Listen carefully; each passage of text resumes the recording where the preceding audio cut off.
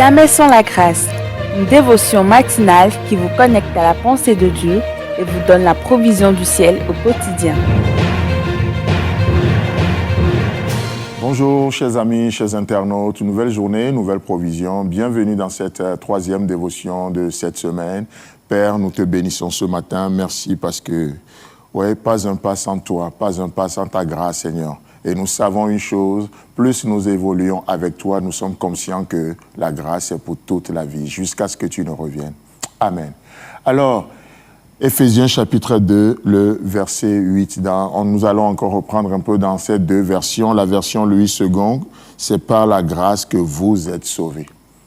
Et vous savez, quand Dieu parle ainsi, il ne demande pas notre avis, n'est-ce pas? C'est une déclaration intemporelle, universelle. C'est une déclaration. C'est comme ça. C'est comme ça. C'est par la grâce que vous êtes sauvés. Chers amis, chers internautes, et comme on le disait hier, le pécheur est trop pécheur pour être sauvé autrement, si ce n'est que par la grâce. Le propre juste ne l'est pas assez. Alors, Dieu manifeste sa grâce. Vous voyez? Et donc, c'est pour ça que la Bible nous déclare, dans Tite chapitre 2, le verset 11, que la grâce de Dieu, source de salut, a été manifestée pour tous les hommes. Oh, que cette grâce se saisit de toi encore aujourd'hui. Peut-être tu m'écoutes, tu n'as jamais donné ta vie à Jésus. Tu écoutes ces dévotions juste par curiosité. Mais vous savez quoi? Que la grâce de Dieu te rencontre. Peut-être tu es déjà né de nouveau, tu es enfant de Dieu, tu as même des années d'expérience dans la vie chrétienne. Mais laissez-moi vous dire, ou laisse-moi te dire simplement, que si la grâce de Dieu est puissante, elle est capable de te sauver de l'enfer, de te délivrer des griffes du diable et de ses démons, alors elle est aussi assez puissante pour t'amener à vivre dans le siècle présent.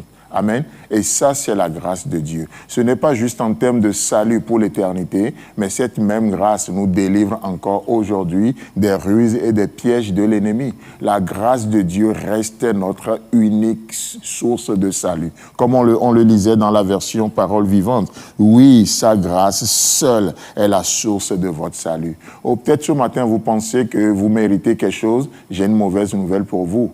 Vous ne méritez absolument rien. La seule chose que nous méritons, c'est la mort. Parce qu'il est dit que le salaire du péché, c'est la mort. Puisque tous nous sommes salariés dans cette usine appelée le péché, voilà le salaire que nous méritons.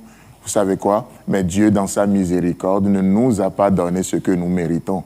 Et dans sa grâce, il nous donne ce que nous ne méritons pas. Là où la miséricorde de Dieu travaille, sa grâce intervient. C'est pour ça que Dieu est non seulement miséricordieux, mais il est aussi gracieux. Et ma prière ce matin, c'est que tu puisses rencontrer ce Dieu de miséricorde qui ne te donne pas selon tes mérites, parce qu'il veut te donner au-delà, mais ce Dieu gracieux qui te donne même ce que tu ne mérites pas. Ça, c'est le cœur de Dieu. Entre Dieu et nous, ce n'est pas de la négociation. Entre Dieu et nous, ce n'est pas le raisonnable. Entre Dieu et nous, c'est au-delà de ce que nous pensons et imaginons. N'est-ce pas ce que nous voyons un peu, je crois, dans la dévotion de lundi, dans cet épisode de Luc, de Marc chapitre 6, de la multiplication du pain? Ce Dieu qui donne de la surabondance, ce Dieu qui donne au-delà, sachant le nombre exact des personnes qui étaient là, sachant que ça fait 5000 hommes, connaissant le nombre des femmes, le nombre des enfants, qu'est-ce que Dieu fait?